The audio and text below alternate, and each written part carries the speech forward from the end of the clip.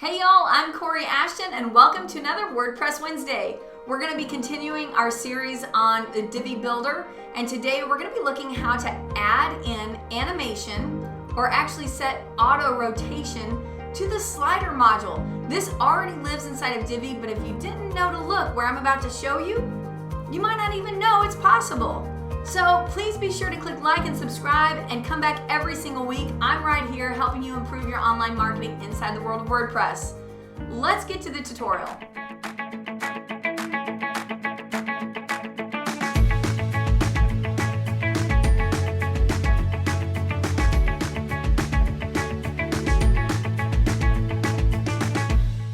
So I'll show you two different modules that this can work with inside of your Divi theme. And the first example I'm going to show you is with the post slider module. And I'll show you the example on the front side, and then I'm going to log into the module and show you how to change it and make those settings active.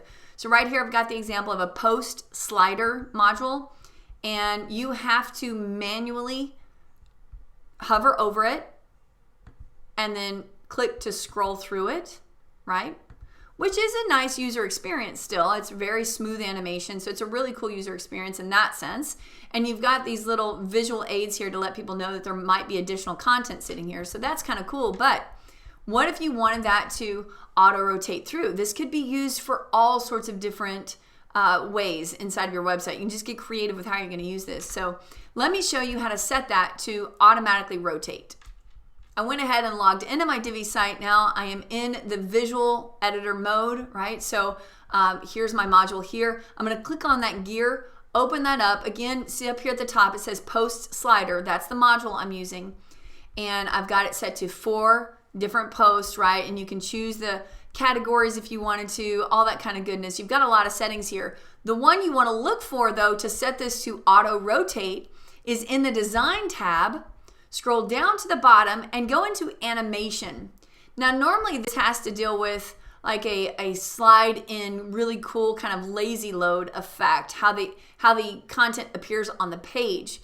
But they have this extra button in this space for this module that says automatic animation.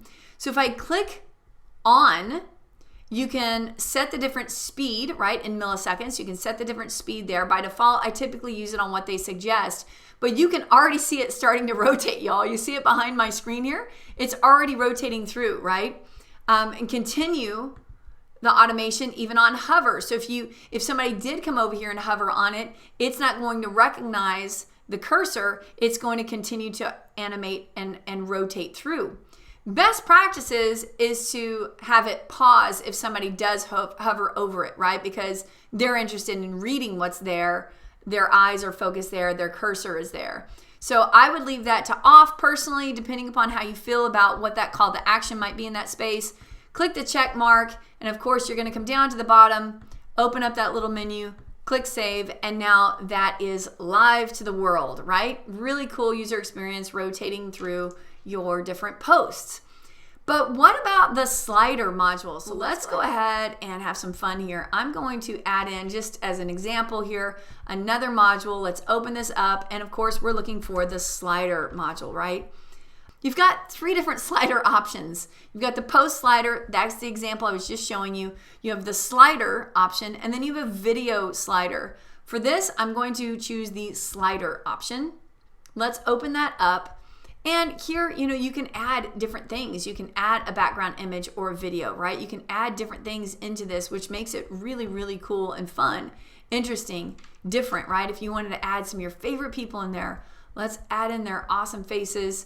That would give you a nice little slider sitting there, and you can change out all the text, add a call to action button, or eliminate it, right? Either way. If you didn't want it to be sitting right here in the forefront like that, you could come down here and do a background image, right? Let's take out the color and add in a photo here, and the whole slide now would be a photo, right? Let's add that in there. How cool is that? That's fun. You can come back here to the text, take out all that. We don't need a button. We just literally want a slideshow sitting there. Check that box. There's your first slide. Add a second slide, right? So it naturally comes with 2 sitting here. You can go into that slide and make it anything you want. Add your other content here, right?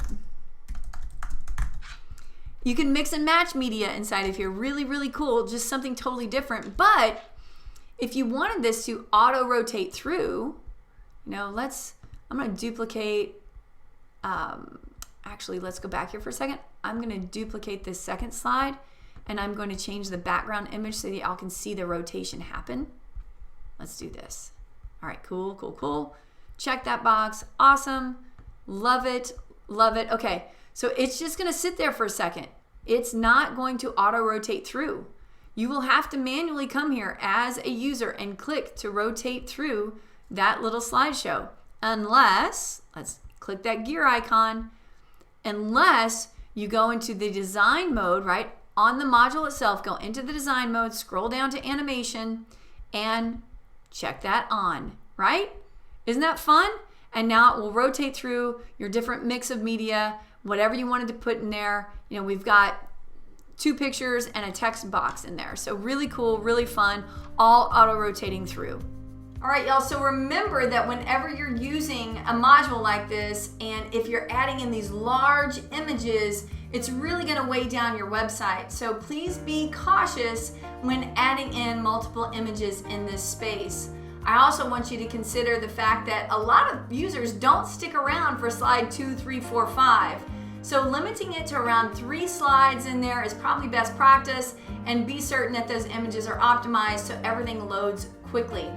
If these are important things that you're trying to really highlight, you might want to break them out of a slideshow and leave them actually on a page so that they're not missed, as people do tend to quickly scroll past content, right? All right, please be sure again to like and subscribe. Come back, hang out with me. I have almost 500 videos on this channel, all dedicated to search engine optimization, social media marketing, WordPress, freelancer resources, all sorts of cool things like that. So I hope that you enjoy your time on my channel and find some goodness here. Be sure to stay safe, and I will see y'all next week. Bye, everyone.